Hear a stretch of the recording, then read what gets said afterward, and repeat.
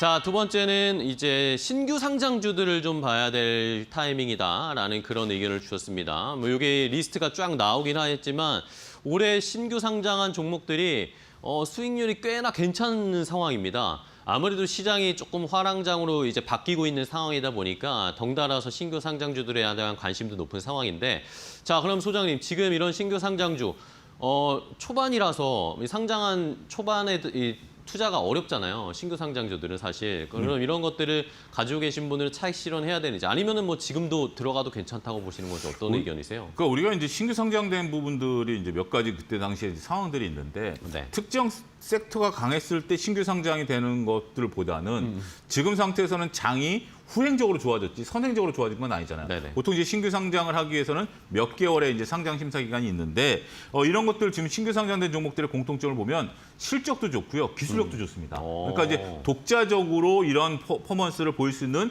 이러한 기업들이 더군다나 이제 어떻게 보면 좀 운이 좋았다라고 좀 말씀드릴 수 있겠죠. 네. 따라서 상장 이후에 견조한 흐름을 보일 수 있었다. 만약에 시장이 안 좋았으면 조금 조정을 받긴 했었습니다만, 그쵸. 일부 종목들을 제외하고는 대부분의 종목들이 실적과 기술력이 매우 뛰어나다라고 좀 말씀드릴 수 있겠습니다.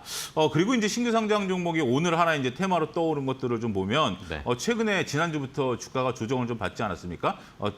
반도체도 그렇고 주도주들도 그렇고 그러다 보니까 이거 얘네들이 의외로 똘똘하네 뭐 이러면서 신규 상장 종목에 대한 관심이 상당히 좀 늘어났고, 또 대안주로서 충분히 지금 그 시세를 우리가 볼 수 있는 그런 부분들이다라고 좀 말씀드릴 수 있겠습니다. 그러면 어디까지 들고 가야 되느냐라는 부분들인데, 네. 저는 이제 10월로 이제 내일이면 들어가지 않습니까? 네. 바로 이제 추석 연휴로 들어가는 부분들이 있는데, 10월 달에는 이렇게 하나의 테마가 형성된 부분들을 우리가 인정하게 되면 결국 신규 상장 종목에서 트레이딩 관점에서 접근은 여전히 유효할 수 있겠다, 이렇게 정리하겠습니다. 오히려 이제 연휴나 이런 쉬고 있는 때 트레이딩 관점으로 이런 신규 상장주 변동성이 또 좀 있으니까 여기에서 좀 수익을 얻는 전략을 한번 떠올리시는 것 같습니다.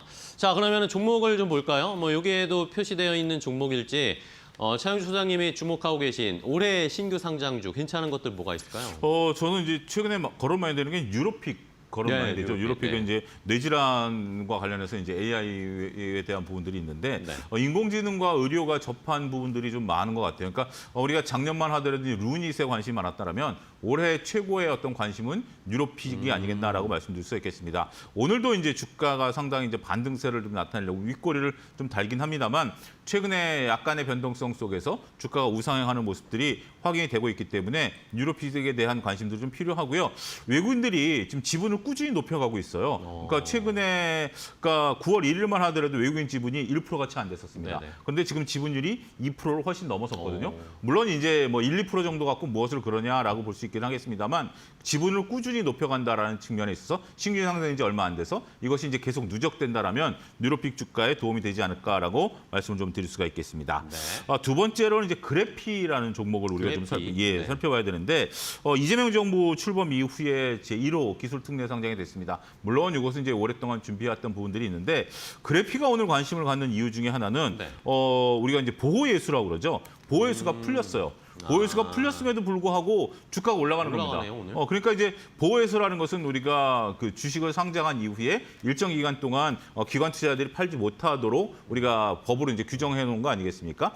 그래서 이제 보호예수가 풀린 다음에 보호예수가 풀리면 많은 물량들이 쏟아질 걸로 봤는데, 오히려 물량이 쏟아지지 않고 그러게요. 그 물량을 받아내면서 현재 주가가 올라가고 있습니다. 상당히 오버행 이슈가 사라진 종목이다라는 측면에 있어서는 우리가 그래피에 대한 종목도 차트상 보면 바닥에서 좀 꿈틀대고 있죠. 관심들이 좀 모아지고 있는 그런 흐름들이 좀 확인이 되고 있다라고 말씀드릴 수가 있기 때문에, 네. 그래피에 대해서도 관심을 좀 가져보자, 이렇게 정리하겠습니다. 알겠습니다. 뉴로픽과 그래피를 두 가지를 살펴봤고요. 그러면 마지막으로 올해 신규 상장주 중에 가장 주목해 볼 만한 탑픽으로 뭐가 있을까요? G2G 바이오를 한번 좀 봐야 될 것 G2G 같습니다. 바이오, 네. 오늘 이제 한미약품 같은 경우도 빅파마 기술 이전 얘기가 좀 그러니까요. 나왔죠. 이것도 이제 유럽계 빅파마와 공동 연구를 이제 체결했다라고 지금 이제 소식이 전해지고 있죠. 우리가 이제 기술 이전이라든지 이렇게 공동 연구 개발이다라는 것은 우리 기술력이 인정을 받았다라는 겁니다. 이것은 하나의 트렌드고요. 여기에 들어갔다라는 것은 상당히 글로벌 기술력을 인정받았다라는 부분에 있어서는 퍼포먼스가 좋을 가능성이 있다라고 말씀드릴 수 있겠습니다.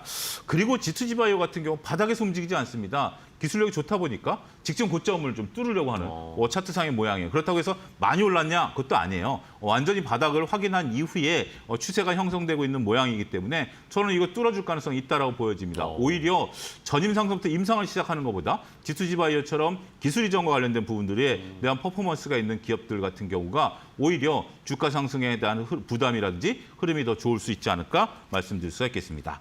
매수 단가는 23만 원 이하에서 좀 말씀드리도록 하겠고요. 목표가는 30만 원, 손절가는 21만 원 말씀드리도록 하겠습니다. 네, 좋습니다. G2G 바이오, 뭐 최근에 제약바이오 기술 이전이나 빅파마와의 협업 이런 이야기들 많이 나오고 있는데 G2G 바이오도 오늘 또 좋은 소식을 전해줬고 오전에 보니까 외국인 기관이 G2G 바이오 많이 매수하고 있더라고요. 수급도 함께 붙어주고 있는 G2G 바이오의 가격 전략까지 차영조 소장님께서 알려주셨습니다.